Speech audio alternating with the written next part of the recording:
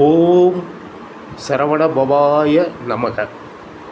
நண்பர்களே, இதில் கந்தக்கடவுளின் அருள் பெற்றவர் யார் என்ற தலைப்பில் நாம் ஆராய்ச்சி செய்த விஷயங்களை உங்களோடு பகிர்ந்து கொள்கிறோம்.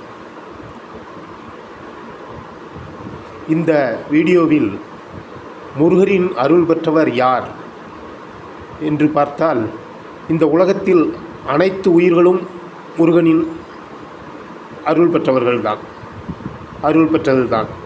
இருப்பினும் பக்தர்கள் முருகன் மேல் அசைக்க முடியாத சில நம்பிக்கையும் அவன் மேலே கொண்ட அன்பையும் உடையவர்கள் எப்படி இருக்கிறார்கள், அவர்களுடைய குணாதிசயங்கள் எப்படி இருக்கின்றன என்பதை பற்றி ஆராய்கின்றோம்.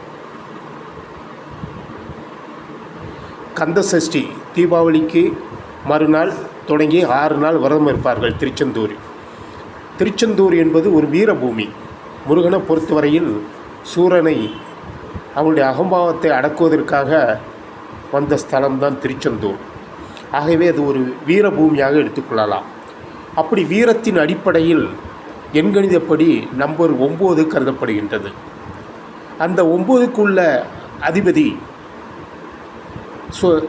ஜோதிட சாஸ்திரப்படி செவ்வாய். அப்படி என்றால் பிறவி எண்ணோ விதி எண்ணோ 9இல் பிறந்தவர்கள், அதாவது பிறவி எண் என்றால் தேதியை மட்டும் கூட்டி 9, 18, 27 என்று வருபவர்கள். விதி எண் என்றால் தேதி, மாதம், வருடம் 3ஐயும் கூட்டினால் விதி, அதில் 9 வருபவர்கள். ராசிப்படி மேஷம், விருச்சிகம் ராசிகளில் பிறந்தவர்கள்.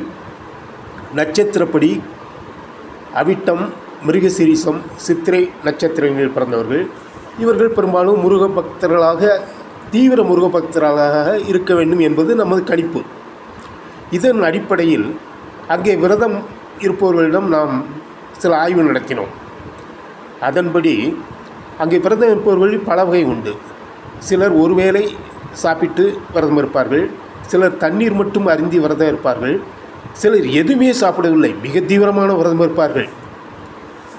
அப்படிப்பட்டவர்கள் ஆராய்ந்தபோது அந்த தீவிரமான விரதம் இருப்பவர்கள் மேற்கண்ட ஏதாவது ஒரு அடிப்படையில் இருக்கிறார்கள். அதாவது நம்பர் 9 மேஷம், ரிஷபம், சித்திரை, மிருகசீரிஷம், அவிட்டம் இந்த நட்சத்திரங்கள் இப்படிப்பட்ட ஒரு இதில் தான் இருக்கிறார்கள்.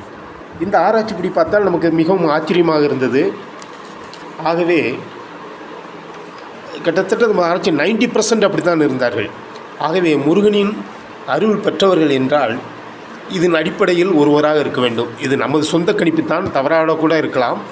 இருந்தாலும் நமது ஆராய்ச்சி செய்த வரையில் நாம் கண்டுகொண்டது இந்த விஷயம்தான். உங்களுக்கு பிடித்திருந்தால் இந்த வீடியோவை ரசியுங்கள். நீங்களும் ஆராய்ச்சி செய்து பாருங்கள், நண்பர்களோடு பகிர்ந்து கொள்ளுங்கள். உங்களுடைய கமெண்ட்ஸ் இதில் எழுதுங்கள். மேலும் சப்ஸ்கிரைப் பண்ணுங்கள், ஷேர் பண்ணுங்கள் உங்களுக்கு பிடித்திருந்தால். தேங்க்யூ, பாய்.